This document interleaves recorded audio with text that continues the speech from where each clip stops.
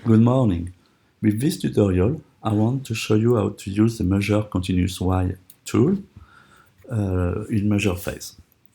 Let's say that you have a DMake project. You have done already in measure your gauge RNR study and your gauge is valid. So now what you have to do is to collect a sample of your Y data and display graphs, calculate basic stats, and process capability. So this tool is exactly made for this. And as you can see, it comes with pre-filled data, such that you have an example. And you can see that also you have 4 graphs here, which are the display of this data. And on the right side of the tool, you will find descriptive stats with a normality test and process capability calculation. So we will view how it works. And you have even on the top a sample size calculator, which is optional, which is made to understand the minimum sample size that you need in your Y column here to have a good estimate of your statistics. So first thing you have to know is that in this tool, all blue cells are protected. It means you cannot erase them, but if there is a formula behind the blue cell, you will see the formula, of course, on the top bar. First thing you will have to do is to enter data in the white cells.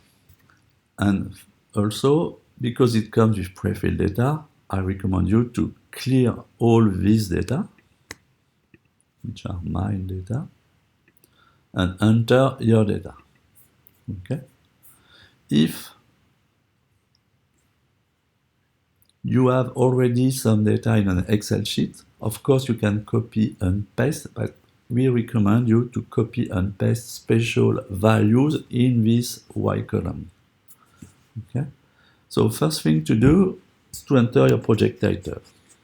My process improvement project as an example. You enter a date.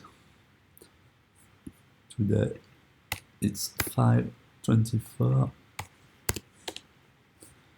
and tell us what is your measured Y. In my example, it was a catapult shoot and it's a distance.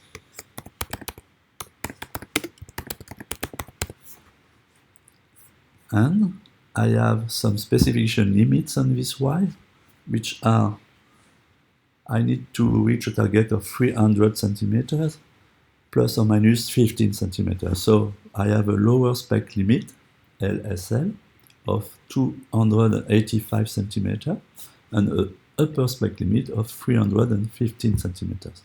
These limits will be used to calculate the process capability.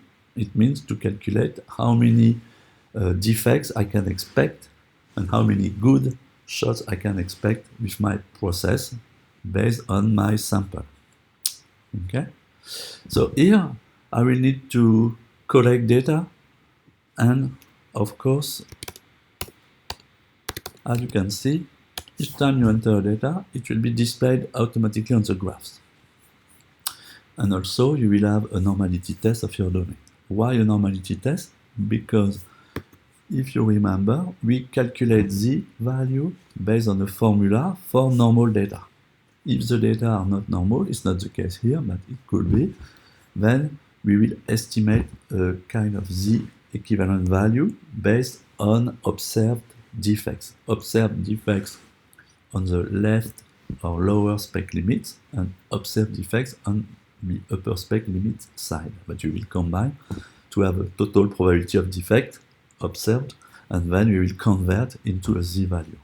So with normal data, we calculate z value with a formula, with mean and standard deviation, and with non-normal data, we estimate a z equivalent value based on observed probability of defects. And this is why it's important to always test the normality of your data. And this is done for you by the tool, of course. Here you have something which is a sample size calculator. If we knew the standard deviation, historical standard deviations, and if we want on our mean a good precision, could be plus or minus 0.5 centimeter in my case, you see that I will need, if the standard deviation is 1, sorry, if the standard deviation is 3 centimeter, 35 data. This is optional, but it's good to understand if you need this data, how much data you need in your sample. So I continue to collect data and enter this data in my tool.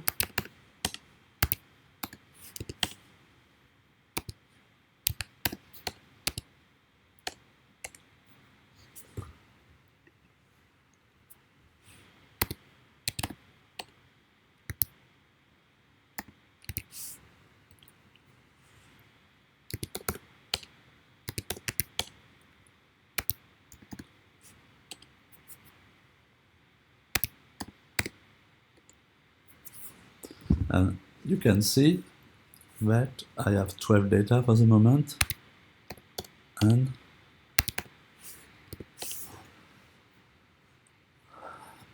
I have some good data in specs, within specs, and some defects below lower spec limits or above upper spec limits.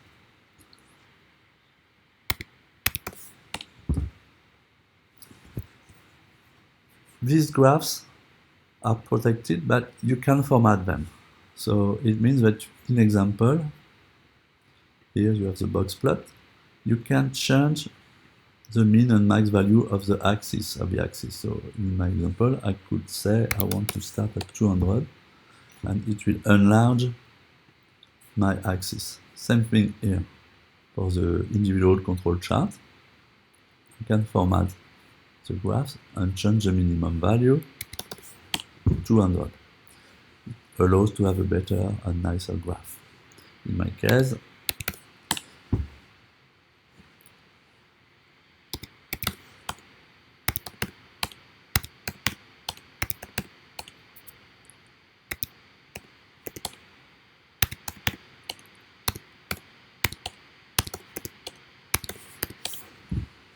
I will stop at 30 data.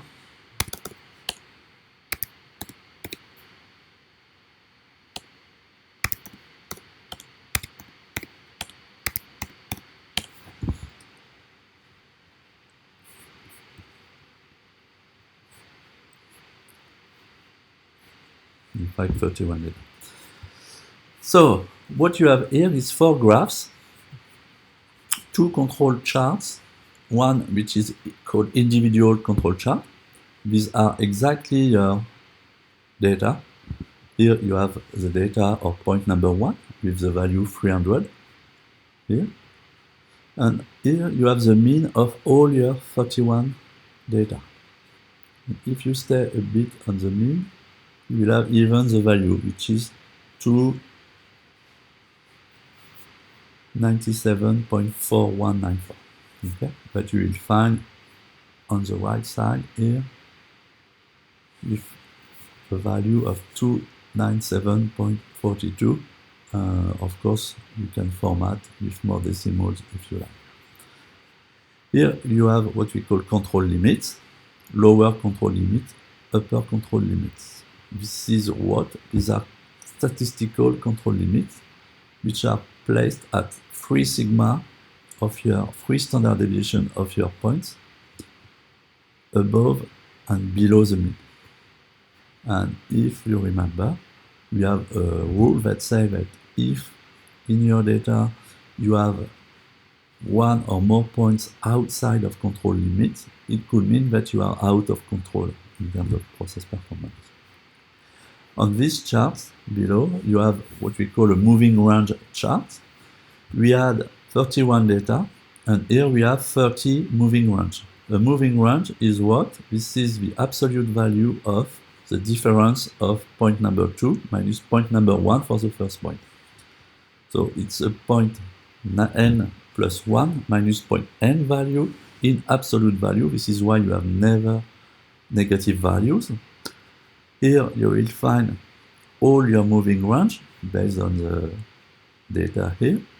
And you will see that we can compute a moving range average, or mean of moving range, MR. And of course, we have a sigma of moving range, so 3 sigma will give us upper control limit of moving range. And you will have also a lower control limit, which will be limited to 0, because we don't want negative lower control limit in that case. And same thing, same rule apply here. If you have data points outside of the control limit, it means you are out of control, and because this is moving range, we say that you are unstable. So these two charts are interesting to understand if you are under control and stable. This is just statistical terms. It doesn't mean that you are producing good shots or bad shots. It doesn't mean that you have a good capability, in other words.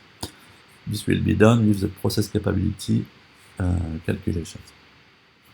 Histogram, where you can see your data compared to a standard normal curve given your mean and your standard deviation, which is calculated here. For the moment, we can consider your data as normal.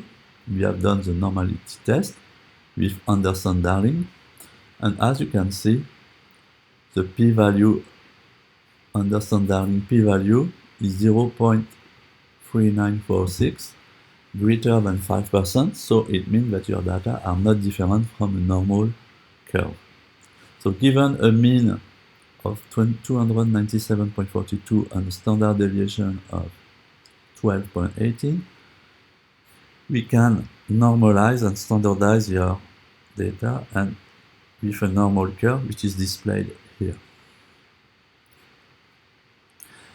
We added the lower spec limits on this histogram and the upper spec limits, so you can see defects here. These shots center at 285.5 in this category. You have 6 shots outside the lower spec limits, and here you have also some shots which are above the upper spec limit. So you will have defects here and defects here, and you can see that also with the box plot. Here you have the minimum value of your data on the box plot and the maximum value of your data. These are the risk curves. Here you have the mean. The circle represents the mean, 297.42 value in the y-scale. And here the line is the median. The median has a value of 299. Okay? If you remember, this first line is the quartile 1 or Q1 value, and this is Q3, and the distance here is called interquartile range. As you can see, from the minimum value to Q1, which is the percentile at 25% of the data, you have 25% of data. 25% here and 25% here, it means 50% in the box and 25% here. So we can say quickly that you have almost 25% observed defects compared to lower spec limits, and some defects compared to upper spec limits. So in total, you should have a kind of probability of defects very close to 25%, which is exactly 22.83%. I calculated Z with a formula based on the normality test, which says that my data are normal. And here you can see that for this we had calculated a Z LSL value and then a Z upper spec limit value, and we didn't average and add and average them to have the Z total value, because it doesn't work like that. We need to understand for Z LSL value what is the probability of defects LSL. Same thing for Z upper spec limit. We need to understand what is the probability of USL defects, and we add the two probability, which is called total defects probability here. And then with the Z table, we can conclude and deduct that this percentage of defects total is given me a Z total value of 0.74. For the moment, we don't say it's a long-term or short-term Z value. Why? Because here we didn't say our data type, are they normal or not, or are they, long-term or short-term. If we select long-term, it means that our data have been collected with long-term variation, which means that they include variation due to common cause and also variation due to some special cause that are shifting the average value of my data. And both common cause and special cause give what we call long-term variation. So if my data includes short-term and long-term variation, I will call them long-term data. And in that case, you see that we will calculate a z long-term value, and we will also calculate a z short-term value using the shift value of 1.5 that we enter here. So if z value long-term in total is equal to 0.74, using z shift, adding 1.5 to this value of 0.74 will give me a z short-term value of 2.24. This is how we proceed. Okay. Usually, data are long-term by default, but if you collect data in a very short-term period with only short-term variation, you could type your data as short-term, and then your data will give us, with this mean of standard deviation, a z short-term value that will give us a long-term value by subtracting the 1.5 as a cheap value to 0.74, and it will give me minus 0.76, which could be a bad, very bad z long-term value, of course, because it means that you have more than 50% of anticipated defects at long terms if you find 22.83% defect short term.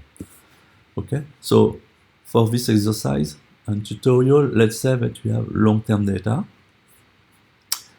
and this is our baseline. So you see that with this tool, you were able to understand, once you collect your data and input them in the Y column, how it looks graphically. Are we in control? Are we stable? Do we have defects? Do we follow a normality curve? And then, what are the numbers?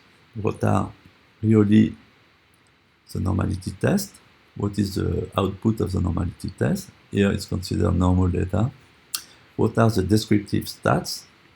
And with specification limits, it could be one LSL or only one USL or both LSL and USL specification limits, we can calculate or estimate the long-term and the short-term value with a shift value, but we recommend you to stay at 1.5.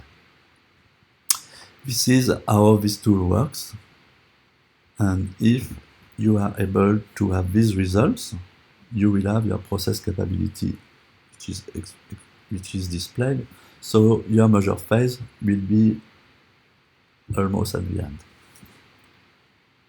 Thank you.